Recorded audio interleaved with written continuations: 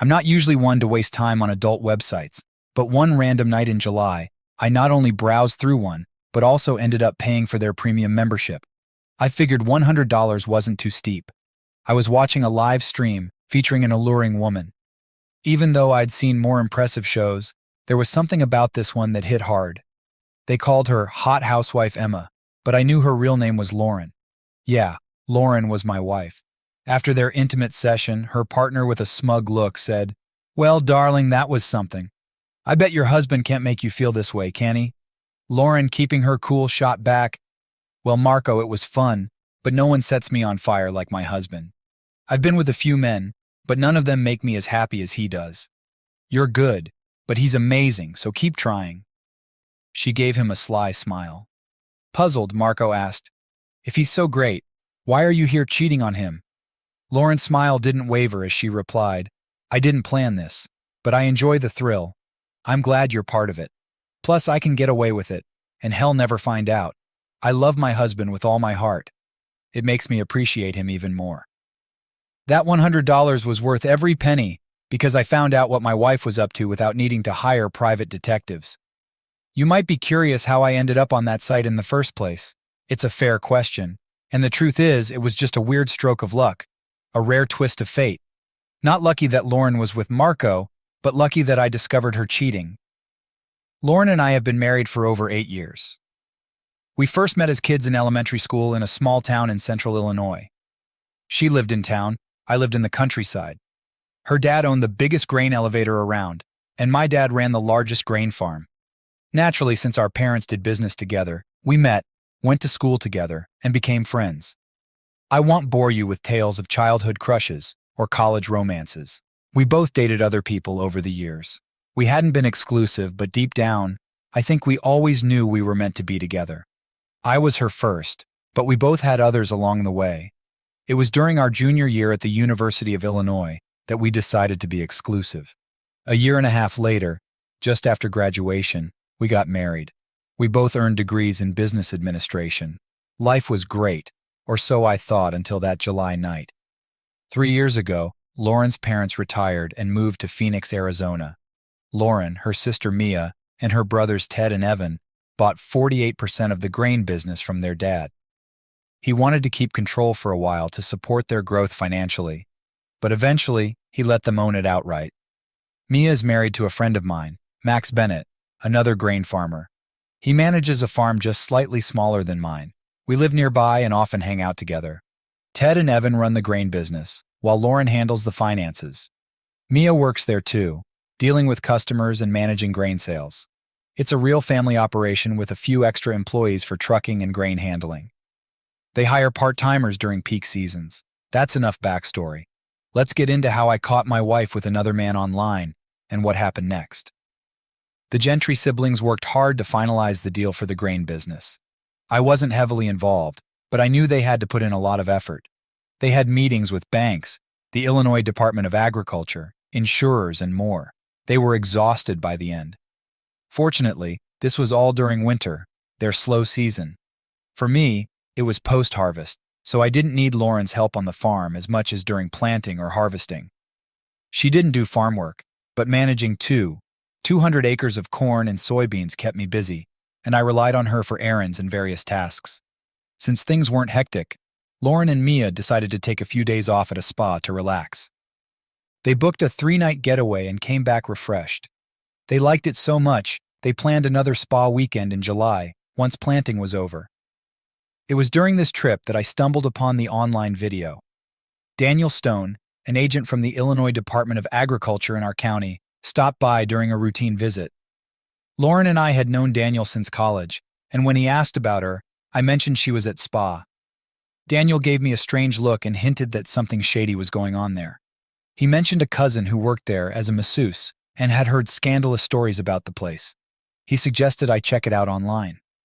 I enjoy browsing the internet, so that evening I decided to dig around and eventually found Spa. It didn't take long to find the live feed, and then the show began.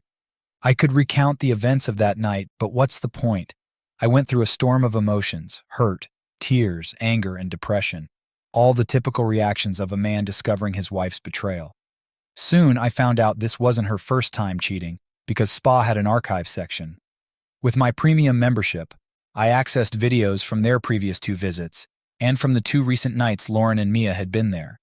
For an extra $20 per video, I downloaded 8 videos, costing me $160 on top of the original $100. With $260 total, I had all the evidence I needed to file for divorce. I just hadn't figured out my plan yet, but I knew I had to act fast. I wasn't going to wait a month, 2 weeks, or even a week. The sooner we separated, the better. I had video proof of her being intimate with another man at least 8 times. In fact, she had been with 2 different men, Marco and Steve, in the videos I downloaded. I didn't know and frankly didn't care if there had been more than 2. 2 was more than enough. I made several DVD copies of the videos and stored them securely. When my father built our house, he installed a wall safe behind a hidden panel in the office's built-in bookcase. Once the copies were safely hidden, I deleted all references to Spa from my computer and erased the original files. Aside from the DVD copies, there was no longer a trace of the evidence. With everything sorted, I picked up my phone and sent a text to Lauren. "Lauren, this is William. I know exactly what you're doing at Spa, and I have evidence to prove it. Don't bother returning to the house. This house is no longer your home, and soon I won't be your husband. We're done. My lawyer will contact you in the next few days. Arrangements can be made for you to collect your belongings at that time." It seemed Lauren had her phone off and didn't get my message until the next morning, as I didn't hear from her that night. But early the following day, my phone started ringing. Seeing Lauren's name on the caller ID, I chose not to answer. She left a voicemail. "William, what on earth are you talking about? I have no idea what's going on. Mia and I are packing up now and will be home in a couple of hours. I don't understand what you think I did, but you're mistaken. I'll talk to you when I get there, and we can sort this out. I love you, William." Shortly after, my phone rang again. Ignoring it, I let it go to voicemail. It was essentially the same message, almost word for word. I wondered if she had rehearsed what to say when I didn't pick up. Then came another text, repeating nearly the same lines from her calls. Since I didn't need to have an actual conversation with her, I replied briefly via text. "I wonder if Marco would have any idea about what in the world are you talking about, honey? Why don't you have him call me, and I'll ask him. As for coming back to the house, I meant it. Don't. It's over, Lauren." I didn't get more texts, but later that afternoon she called again, leaving a message. "William, we need to talk. I'm staying with Mia until we can have a conversation and resolve this terrible misunderstanding. Please call me." The next morning, I went to my bank and set up a second safe deposit box in my name alone. I placed 1 copy of the DVDs in that box, along with the original prenuptial agreement.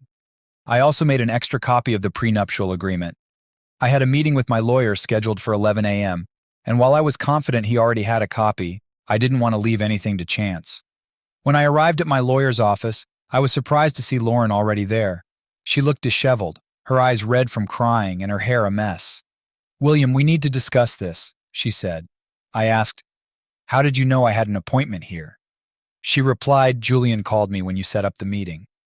Just then, Julian Monroe, my attorney, came out and invited both of us into his office. My anger simmered beneath the surface as I said, "No, Julian, we won't be going into your office together. Your call to Lauren has shattered my trust. I need a clear answer now. Will you represent me and only me?" Lawyers are supposed to be smart, but it seemed Julian missed out on his fair share of brains. He said, "No, William, if this continues, I will be representing Lauren." He considered the grain business a better client than my farming business, probably due to his representation of the Gentry family members. I had my own thoughts on this, believing he'd eventually see the mistake in his judgment. "Fine, Julian. Ensure all my original documents and any available copies of contracts and paperwork are ready by 4 p.m. today. I will either pick them up myself or arrange for a courier. Understand that I've appreciated your past work, but you're making a significant error here. I'll be seeking legal services elsewhere, and my new attorney will contact you soon." Lauren remained silent during this exchange, but then pleaded, "William, why won't you talk to me now to clear this up?"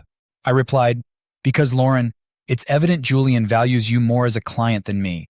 I won't engage without legal representation, and I don't trust him." Julian interjected, "William, you know I've always been straightforward with you. You have nothing to fear. In my mind, I thought, oh, Julian, I have plenty to fear. You can't serve two masters, and it's clear who you've chosen. Goodbye. My attorney will be in touch, I declared and walked out, hearing Lauren start to cry again. Darn it. Now I had to find a new attorney. I knew Samuel Mitchell was a highly skilled attorney with a fierce competitive streak against Julian Monroe, so I figured he might be a good option. However, I didn't want to rush into anything without doing my homework. Lawyers, like accountants, bankers, and insurance agents, are professionals you have to choose carefully, especially since they handle confidential information. Knowing a few people who had used Samuel's services, I called his law office and asked for a list of references. The secretary, who introduced herself as Isabel, was happy to email it to me. On the list, I saw the names of 4 friends. I decided to visit 3 of them to get their take on Samuel's work. It didn't take long. All 3 gave glowing recommendations. Confident in Samuel's abilities, I skipped the 4th friend, Max, because he was married to Mia, Lauren's sister, and I didn't want to involve him. I called Samuel's office again, introduced myself, and asked for an appointment after 4 p.m. The receptionist said he was booked until 4:30, but would check if he could squeeze me in. When she got back on the line, she confirmed he could see me at 4:30 for a brief meeting. I agreed and mentioned it'd arrive a bit early. She replied, "Great, Mr. Turner, see you then." At 4 p.m., I stopped by Julian's office to collect my paperwork, but they were still copying it.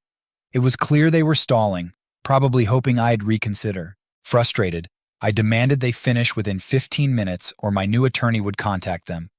They asked who it was, and I said they'd find out soon enough.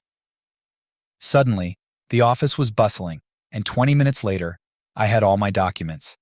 I arrived at Samuel's office on time and met with him. He agreed to be my personal and business attorney. I asked if I could leave my paperwork with him for safekeeping, and he agreed, storing it in his vault. We scheduled a meeting for the next morning to review everything and plan my divorce. When I left the office, Isabel smiled and asked if she was causing any delays in my evening plans. I laughed and said, "Not at all, Isabel. Everything's on track." She replied, "Glad to hear it, William." The next morning, we reviewed my business paperwork. I can't discuss specifics due to attorney-client privilege, but Samuel said everything looked in order. We paused for lunch, and Samuel and Isabel invited me to join them at a local diner. I agreed, needing to stop by the bank afterward. Lunch was pleasant, and I learned more about them. They'd been married for 10 years and had 2 young daughters. They showed me pictures of their charming girls, who clearly took after their mom with their beautiful smiles. The lunch was good for me, helping ease into the new attorney-client relationship. However, it also reminded me of what I'd lost. Samuel and Isabel's dynamic was a painful reminder of how things had been with Lauren. I felt sad and teared up a couple of times. Samuel didn't seem to notice, but Isabel did, and I saw concern on her face. After lunch, I went to the bank to secure my assets and got a $5,000 check made out to Samuel Mitchell Law Offices as a retainer. Samuel hadn't asked for it yet, but I thought it was a good gesture. Returning to the office, I was ready to continue. Isabel informed me Samuel was on a call and led me to a small conference room. She asked if I wanted coffee, and I declined. She sat beside me and said, "William, Samuel didn't share specifics, but I can sense this is about your wife. If it's okay with you, I'd like to join your meeting this afternoon. Sometimes a woman's perspective can help." On the brink of breaking down again, I nodded. It felt comforting to have Isabel's empathy. I recounted the painful story of discovering Lauren's infidelity. I broke down a few times, and Isabel offered her support and sympathy. After regaining control of my emotions, I laid out my intentions clearly. Unless something changed my mind, I planned to file for divorce and enforce the terms of our prenuptial agreement. Samuel and I went through the prenuptial agreement in detail. Essentially, it stated that I retain 100% ownership of all farm assets, real estate, and personal property, while Lauren retains 100% ownership of the grain business assets. If there was no infidelity, Lauren was entitled to 50% of our financial assets. However, if infidelity was proven, she would only receive $25,000 for each year of unfaithfulness, and I would receive $225,000 for each year of infidelity, instead of 50%. Samuel asked if I had evidence of the infidelity. I told him I did, but wouldn't reveal it unless absolutely necessary for court. I emphasized that I didn't want anyone else to see what I had seen unless it was essential. Isabel, who had been sitting quietly, touched Samuel's arm and nodded in agreement. Reluctantly, Samuel accepted my decision. Over the next few days, Lauren made several phone calls and left numerous voicemails, but I didn't answer or listen to any of them. Samuel then informed me we had a meeting scheduled for Thursday with Lauren, Julian, Samuel, and myself.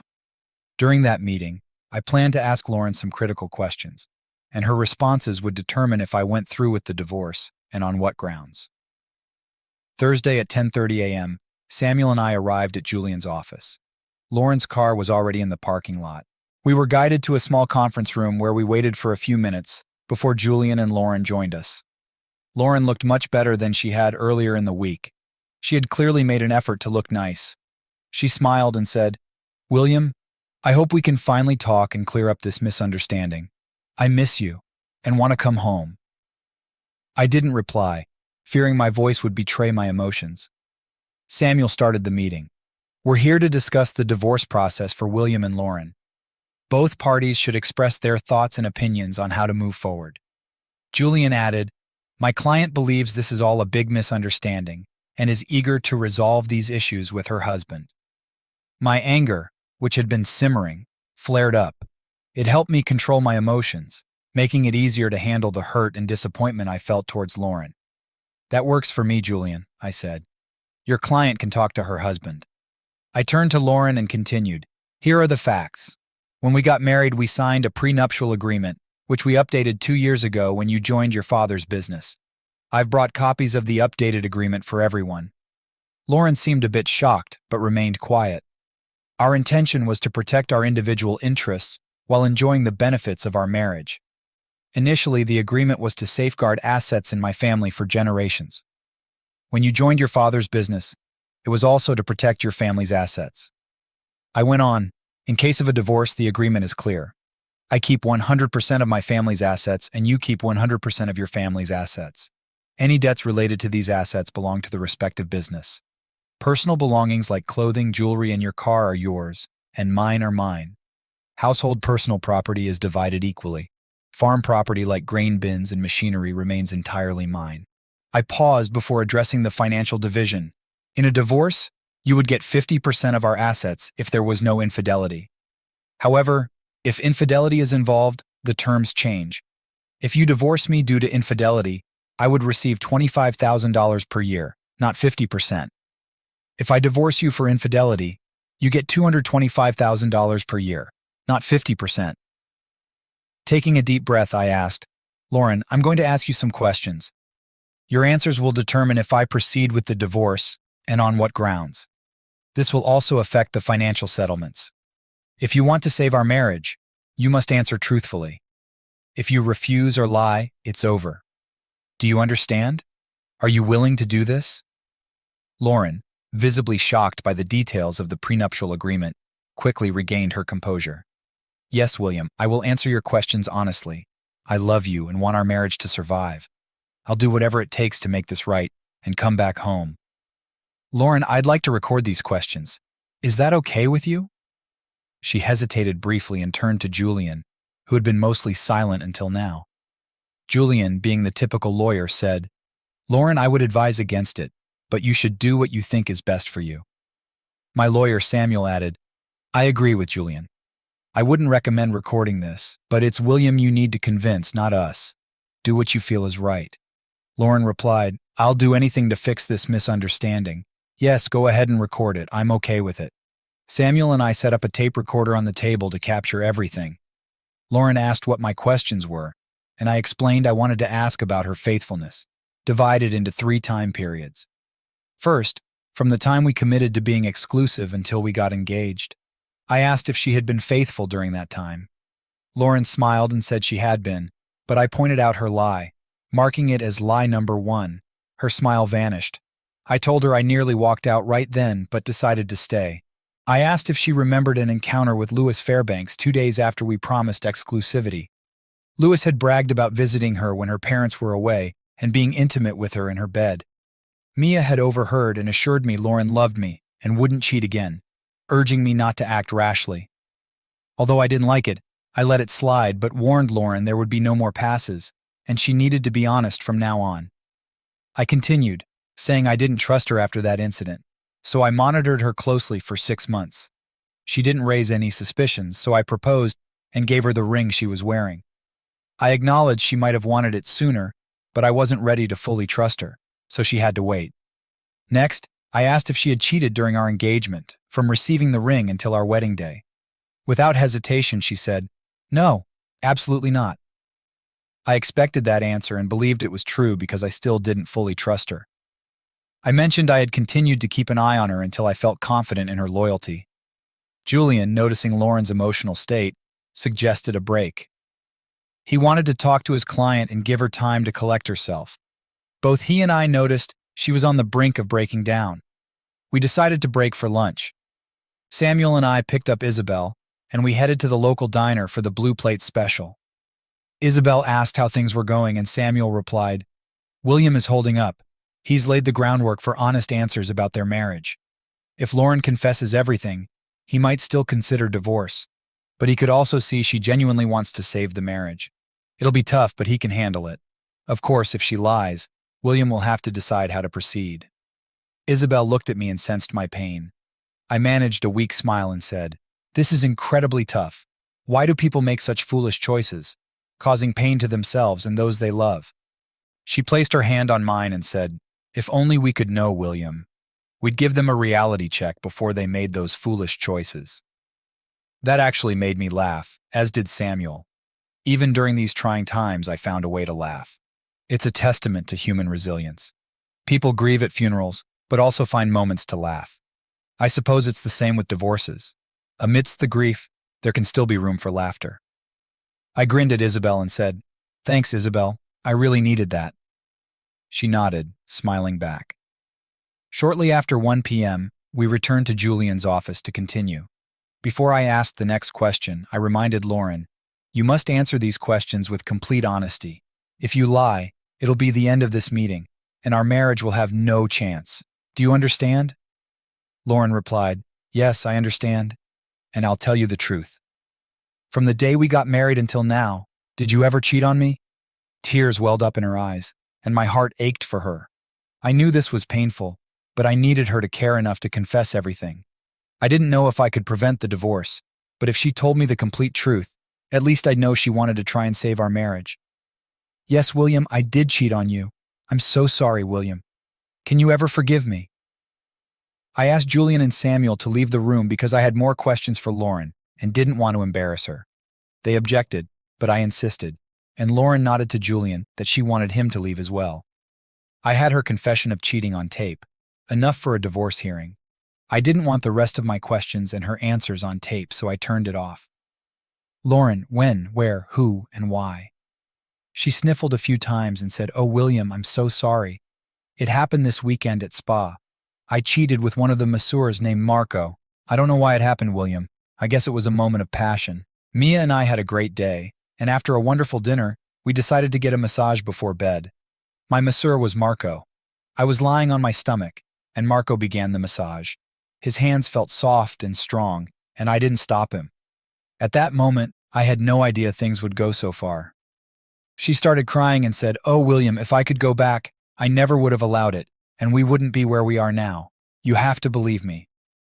I was shocked but said, "This is shocking, Lauren. I am so sorry, and I don't know what to say." She sat in silence, looking down and sniffling. After a while, she looked up and asked, "William, is there any hope that you will forgive me?"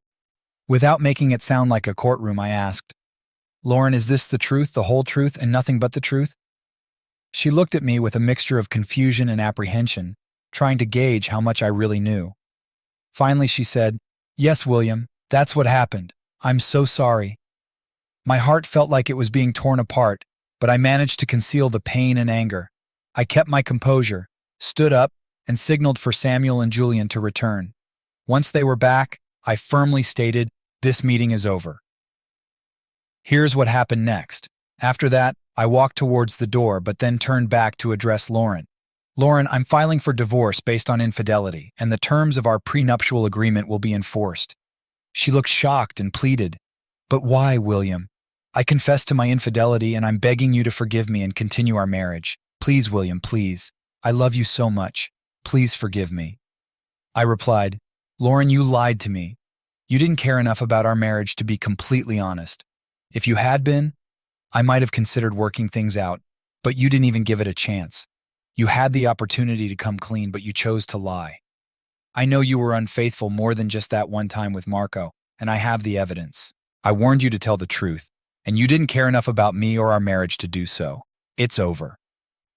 I turned back to the door, opened it, and began walking away. Lauren screamed, Wait, William! I'll tell you everything. Everything you want to know. Please don't leave me. I turned around one last time, glaring at her with a mix of hurt and anger, and said, You were warned. You had your chance, and thought you could get away with only admitting to one incident, so you lied. It's over, Lauren. Then I shouted, It's over. Samuel quickly followed me and caught up as I was getting into my car. He grabbed my arm and asked, Do you really want to file for infidelity? Yes, I do, I replied. She had her chance. I must have misjudged her all these years.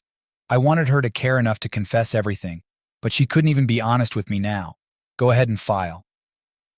I drove back to the house, now just mine, and grabbed a beer from the fridge. Actually, I grabbed two. I sat in my office, quickly drank the first one, and sipped the second, contemplating everything that had happened. I had several copies of the video evidence hidden in secure spots, but I didn't think I'd need to make them public since I had her confession. Suddenly, I realized I had left the tape in Julian's office. I immediately called Samuel. Hey, it's William. Did you grab the tape recording of Lauren's confession before you followed me? Oh no, he said. I forgot the tape, William. I rushed out after you and completely forgot. I'm so sorry. I had been meticulous in planning everything, and in my moment of hurt and anger, I had stormed out without the tape. Damn, I muttered. Samuel, why don't you call Julian and see if you can retrieve it? But my guess is they'll say they erased it.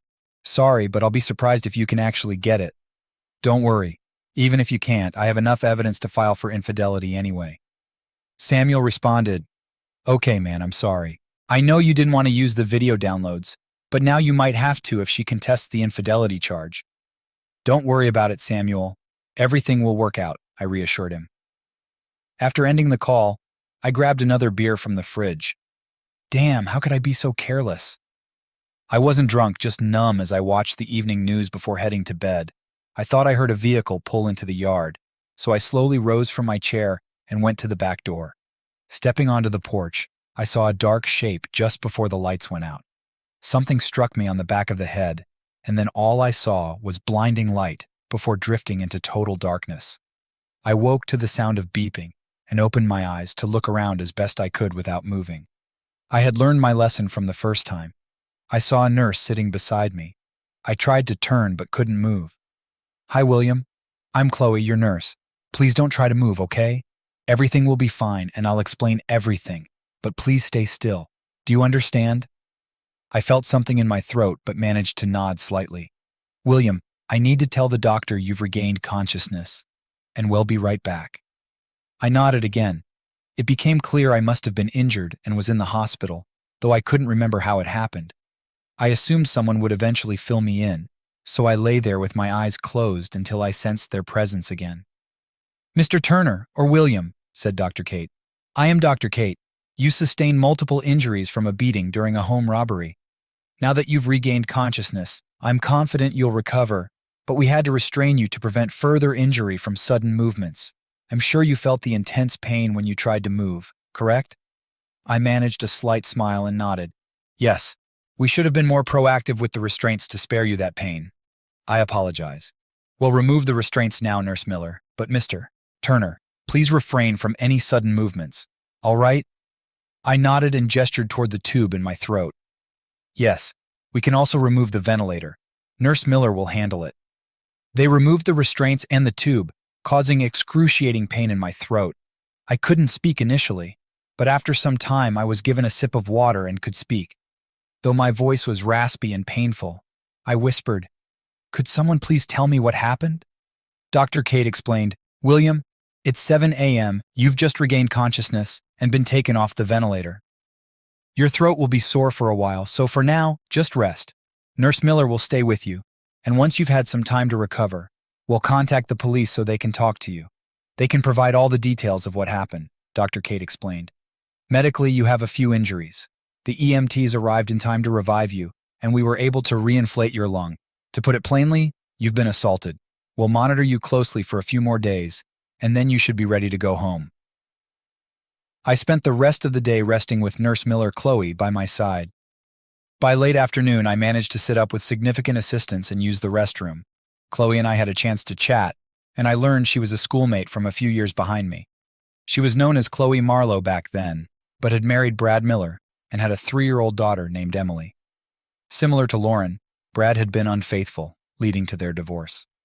I shared what had been happening with Lauren, and naturally, she was very understanding. The following morning, 2 police detectives, Raphael Douglas and Marcus Barnes, arrived early to visit me. Before they started questioning, I asked them to explain what had happened. Detective Douglas began, "It appears this was a robbery that led to an attack on you. We found a 2X4 on the porch with traces of your hair and blood on it. There were no fingerprints, so we assumed the attacker wore gloves. There were no signs of forced entry because you came out onto the porch and the door was already open." He continued, "Inside the house, several pictures were taken off the walls, a strongbox in your desk drawer was emptied, and all the filing cabinets were rifled through. In the bedrooms, the drawers and closets were searched, and the jewelry box in the master bedroom was emptied. While it's clear there was a robbery, we're not sure what exactly was taken." Detective Barnes added, "Once you're able to return home, you'll need to assess what's missing. The doctor says it might be another 3 or 4 days before you can go home. At that point, we'll go through everything with you to update our reports." Detective Douglas then asked, "What do you recall about the attack?" "Not much," I replied. "I'd had a couple of beers and was watching the evening news when I heard a vehicle pull into the yard. I got up to see what was happening, stepped onto the porch, and saw a shadowy figure just before the lights went out. I don't remember anything else until yesterday. I'm afraid I won't be much help in finding who did this." Detective Douglas continued, "We need to ask a few more questions to aid our investigation." He inquired about my wife's whereabouts during the incident. I explained that my wife and I were separated and going through a divorce, so I didn't know where she was. He then asked if he could call me William, to which I agreed. He asked about the progress of our divorce and if there was significant conflict. I told him it wasn't going well, as she was challenging the grounds for divorce. When he asked about the grounds, I said I was filing for infidelity, which would significantly lower her settlement, and she was disputing it. The detective commented that this gave her a motive. "Detective, I just can't believe she'd do anything to harm me," I said. He reassured me they would look into it closely. He asked if there were any other individuals who might want to harm me, or if I had disputes with neighbors, friends, family, or anyone else. I couldn't think of anyone. The detective then mentioned the need to inventory what was missing once I was able, and asked if there was any cash in the house, possibly in the strongbox, and if so, how much. He also asked if there were any valuable items like jewelry or artwork worth thousands of dollars. I told them, yes, there was some cash in the strongbox, about $8,000. I usually keep around $100 in cash on hand, but I had recently withdrawn some, so it was closer to $8,000. There were a few nice pieces of jewelry, but none valued over $1,000. I can't think of anything else of significant value at the moment. I decided not to mention the hidden safe behind the bookcase, as the detective hadn't brought it up, and I wanted to keep it a secret if possible. Detective Douglas said, "Well, William, that's all for today. If you remember anything else, please call me. When you're ready to return home, let us know so we can do the inventory. If we have more questions, we'll visit you here or at home." Over the next 4 days, I gradually improved. I took plenty of naps and chatted with Chloe.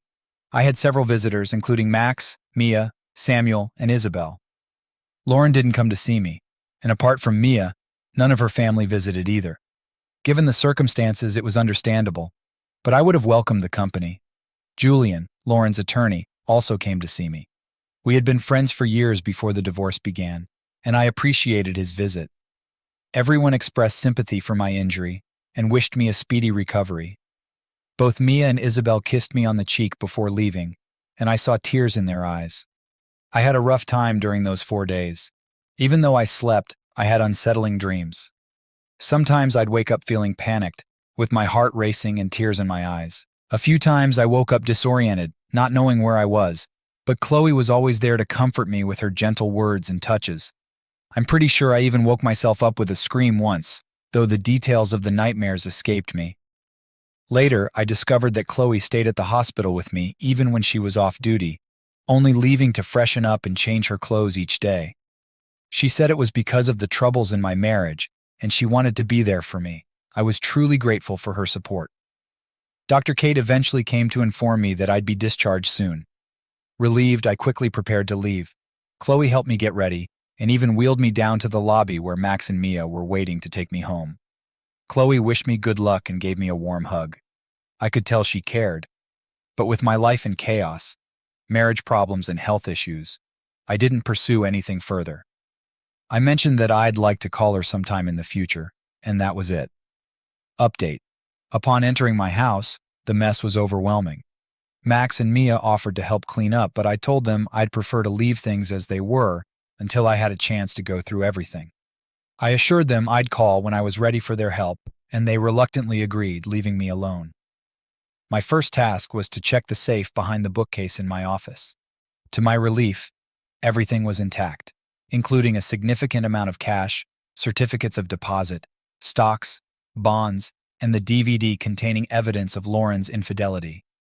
Clearly, no one had discovered the safe. I inspected the rest of the office and noted that aside from the cash, my laptop, and a few numbered prints of wildlife by Larry Winslow, nothing seemed to be missing. However, I saw bank statements and credit card statements laid out on the desk, so I alerted both the bank and credit card companies to watch for any unusual activity. Over the next few weeks, the investigation into the robbery and assault moved slowly because the police lacked substantial evidence. Detectives Douglas and Barnes provided regular updates, but no new leads emerged. They explained that the absence of high-value items being stolen made it hard to track down potential culprits. During their last update, they suggested the case might be put on hold unless significant evidence surfaced. Initially, the detectives had questioned me about Lauren and our relationship. I had been mostly cooperative and honest. I strongly believed Lauren wouldn't harm me, and taking items she would receive in the divorce didn't make sense. The detectives seemed to share this perspective, as their inquiries about Lauren didn't lead to anything substantial. To safeguard my finances, I opened new bank accounts and ordered new checks, feeling more secure with these precautions. I also bought a new laptop and reorganized my office, getting back to my routine. As I handled some overdue bills, I found an invoice from Reds Inc. A sudden realization hit me. Reds stood for Remote Electronic Data Storage Solutions. I had video surveillance covering my property, including the house, grain bins, and machine shed. This footage was stored on a computer in my grain office and backed up nightly to Reds. Normally, I deleted the oldest data each month to manage the storage fees. However, I hadn't deleted anything since the robbery. I had video evidence. Without hesitation, I logged into Red's website and selected the day of the robbery from their archives. I downloaded the entire day onto my laptop to review it. My hope was that the video quality would be good enough to identify the culprits. If it met my expectations, I planned to create a DVD copy for Detectives Douglas and Barnes to revive their investigation. As I reviewed the footage, it became clear there was nothing valuable for the detectives, leading me to believe they might not solve the case. With the bills paid, I started planning my future. I decided to reach out to an old college friend who worked at Cargill, one of the largest grain merchandisers in the U.S. Through my connection, I arranged a meeting with key decision-makers in their acquisition department.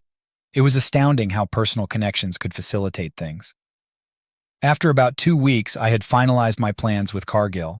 I also took a brief trip to Las Vegas. I flew to Phoenix for some business and then returned home to set my plans in motion. I contacted Samuel and had him arrange a meeting with Lauren, her brothers William and Evan, and her sister Mia at Gentry Grain. I instructed him to mention that with the impending divorce, the state's grain reserves might no longer suffice without my grain storage. I wanted to discuss the situation with them and find a resolution. Apparently, Samuel's message surprised them, but they agreed readily to meet. It seemed they hadn't considered the implications of losing my grain. I walked into the office and greeted everyone. "Hello, William, Evan, Mia, Lauren. I assume you understand why I felt we should sit down and resolve some issues. William started to speak, but I raised my hand and said, I initiated this meeting, so I suggest you all listen to what I have to say before making any comments. I genuinely believe it's in everyone's best interest. First, I addressed the divorce. I apologize, Lauren. I placed the final draft of the divorce papers on the table in front of her. Please sign these. She responded, William, I don't want a divorce. Whatever you think I did isn't worth throwing away all the good years we've had. I wish you could forgive me and work through our problems. I certainly don't want to do this here in front of my brothers and sister. Lauren, we're going to conclude this now. There's no future for our marriage, and the sooner you sign these papers, the sooner we can both move on with our lives. She blushed and said, Well, if you insist on divorcing me, I still plan to contest the infidelity issue. It's the least you can do for me. I knew she would play that card, and I was prepared. If you choose to fight me on the infidelity issue, Lauren, I'll have no choice but to present this DVD as evidence in court. I placed a copy of the DVD on the table alongside the divorce papers. In case you're wondering, it's a video showing all 8 times you cheated on me at the spa. Mia's face turned bright red, glaring at Lauren with disbelief and disappointment. It's true, I confirmed. Lauren had affairs with Marco and Bradley. I have 8 videos of her with them, which should resolve the infidelity issue. I gave her an ultimatum. Sign the divorce papers or face court proceedings, making it clear I was done playing games. William and Evan looked shocked, while Mia quietly cried. Lauren eventually signed the papers and I left her a copy, placing the rest in my briefcase. She appeared numb, her eyes filled with unshed tears, clearly shocked at the evidence I had. Moving on to the grain situation, I addressed the group, acknowledging their shock and assuring them I'd be brief despite the unfortunate news. Due to the divorce, you will no longer have the value of my stored grain included in your reserves, which puts you in violation of your grain license and loan agreements. On a positive note, I have purchased your father's 52% stake in the business. Your agreement with him lacked a first right of refusal clause, making the purchase straightforward. He was aware of the company's need for my equity and believed I had evidence of Lauren's infidelity, making it an easy decision for him. Consequently, I am now the majority shareholder in Gentry Grain Inc., and each of you owns 12%, making you the minority with a 48% stake. I continued, I have negotiated a deal to sell my controlling interest in Gentry Grain to Cargill, a company constantly seeking promising grain operations. You have the option to sell your shares at the same price I negotiated, which I consider favorable. However, the downside is that the company is now owned by someone else, and the new owners will assess personnel to determine their contributions. The upside is that as part of my negotiations, each of you has a 1-year job guarantee. Work hard to prove your worth during that time. I also disclosed that I had sold my farm and Mac's farm to Cargill, with Max entering a long-term contract to manage both farms for them, given his excellent performance. The shock on their faces deepened, now mixed with anger. Ted, being the eldest and unofficial leader of the Gentry family, was the first to voice his concerns. What on earth have you done, William? You've ruined this family business because my sister cheated on you. What kind of man are you? How did you convince my father to sell you his shares? What lies did you tell him? Let me clarify, Ted, I replied. Your father sold me his shares to keep you, Evan, and Lauren out of legal trouble. Instead of questioning the kind of man I am, you should be asking yourself what kind of people your siblings are. I placed a second DVD in the center of the table. This video will provide all the answers you seek about why this is happening. It unmistakably captures your pickup truck in my yard on the night I was assaulted. It clearly shows you and Evan attacking me and exiting my house with my belongings. Consider yourselves fortunate I chose this path of vengeance rather than handing it over to Detectives Douglas and Barnes. Lauren finally spoke up, expressing her dismay at my actions. I responded, Our situation is different, Lauren. I feel like I wasted my entire life with you. Your family treated me poorly, and you always had a sense of superiority over me despite being my best friend. You were a deceitful partner, promising to be faithful but promptly sleeping with Louis Fairbanks. You disrespected me and our marriage by being involved with those men. I witnessed everything on the videos, hearing every word. You almost killed me in that attack, which makes you a terrible friend. Lauren fainted, and Mia and Evan rushed to her side, catching her before she fell. After she regained consciousness, I delivered my final blow. Your father sold me his shares to keep all three of you out of jail. He wasn't very proud of his children, except for Mia, and she will hear about it in the future. As I mentioned earlier, I believe I wasted most of my life on you, but I won't waste any more of my future. I wish you a wonderful life. I then left the room, concluding all the negotiations. I felt free to move forward, and that's exactly what I intended to do.